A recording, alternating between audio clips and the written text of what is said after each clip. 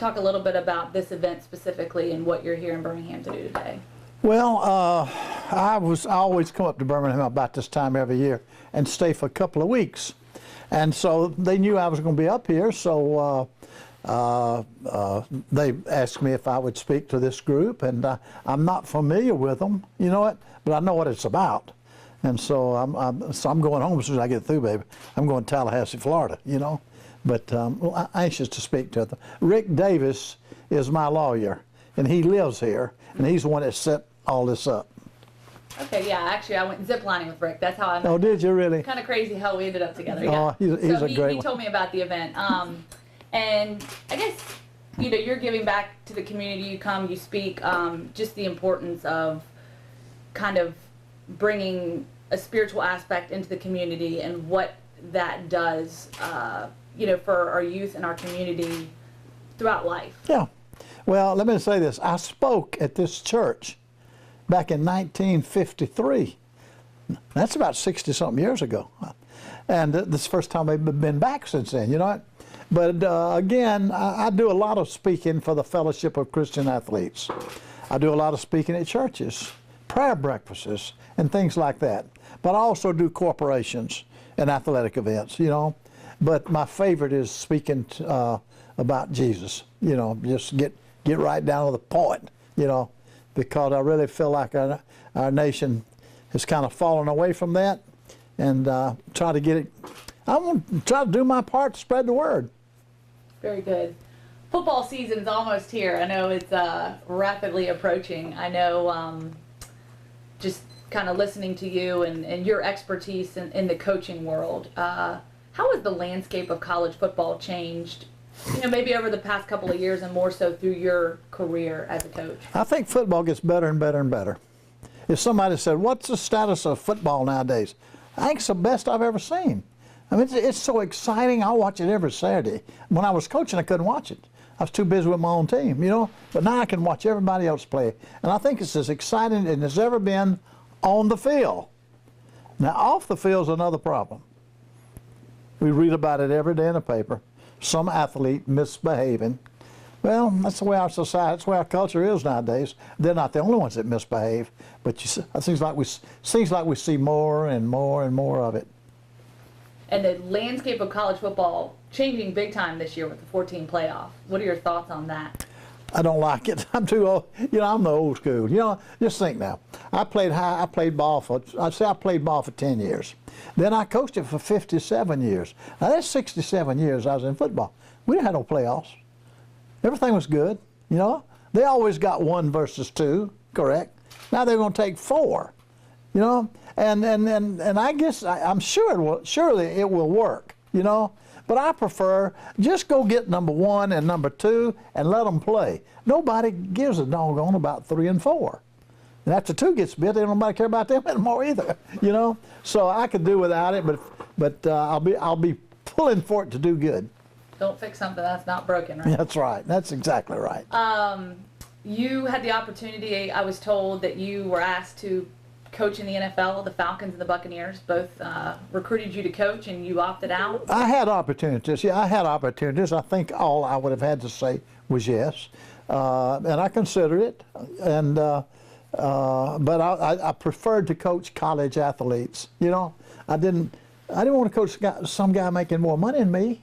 You know, I don't think I could handle a guy making more than me. You know, I'd have to get rid of him. And no, but at college, I just preferred the college athletes. I think they're more, I think they're looking for more what I was trying to give than a professional. And I've got nothing against professional, by the way. Well said. A lot of kids opting out of their final senior years to go to the NFL. What are your thoughts on that philosophy? Well, it's okay, but a lot of them are making mistakes. Let's say if 100 guys came out, now they all think they're going to get drafted. This past year, I'm just going to use the figure of 100. 30 of them didn't even get drafted. You know, that figure is not correct, but the idea is correct. Mm-hmm. So they better be sure before they come out. Got to make sure you're good to go, ready to take those hits, I guess. Yeah. Couple more questions. You talked with Gus Malzahn when you gave him the Bobby Bowden Award. I sure did. That hurry up, no huddle offense. It's Yeah. got a lot of people stumped. It was tough to defend this season. A lot of people saw it. What was his philosophy behind that? I guess you talked about in the opening drive this morning about how he came up with that and why he decided to go that route. Yeah, when I was talking to him in Birmingham, got to spend a long taxi ride with him, and he was telling me about how he got the idea, because nobody does it better than Gus right now. I mean, he's going fast as anybody, you know it, and so successful with it. And he volunteered. He said, "You know where I got the idea?" I said, "No." He said, "I got it from Charlie Ward." 1993 at Florida State, we won the national championship. Charlie Ward was our quarterback. We found out that he could operate better out of the shotgun than he could under the center. So we went to the shotgun all the way. And then we tried to go as fast as we could so the other team couldn't get lined up. And of course, that's the way they're playing football nowadays. Nearly all of them are doing it, you know? So he said he got it from Charlie. He kind of got the idea from Charlie Ward, and now then he probably does it as good as anybody in the country. What makes it so tough coaching against that style of offense? What's so challenging? Defense doesn't have time to get lined up. Defense doesn't get time to.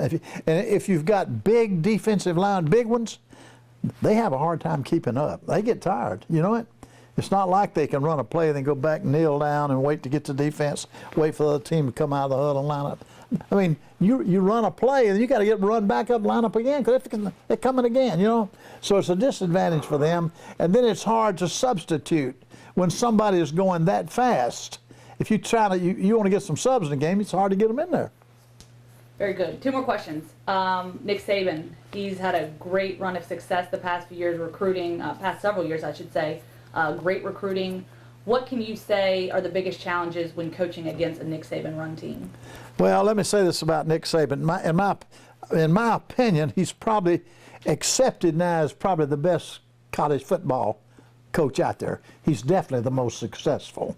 And you know, when I spoke at the quarterback, over the hill, over the mountain quarterback group, I made this statement. I said, you know, in Alabama, y'all got two geniuses. You got Saban, who is a defensive genius, and he is. And then you've got Malzahn, who's an offensive genius. Y'all gonna have a lot of fun next 4 or 5 years, you know what? But it's exciting watching those guys go against each other. But Saban, right now, I think it's at the top of the circle because of this, what 3 out of 4 national championships, you know? Last question. Jameis Winston went out there, got things done for Florida State last year.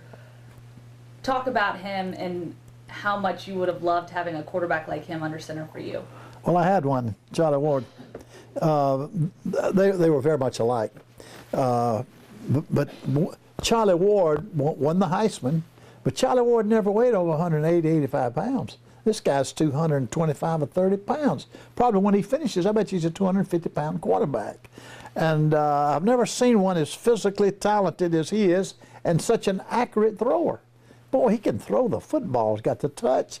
He can fire it. He can just do it all. And I hope he behaves himself now so he'll have a great career. Awesome. Thanks, Coach. Does that do it?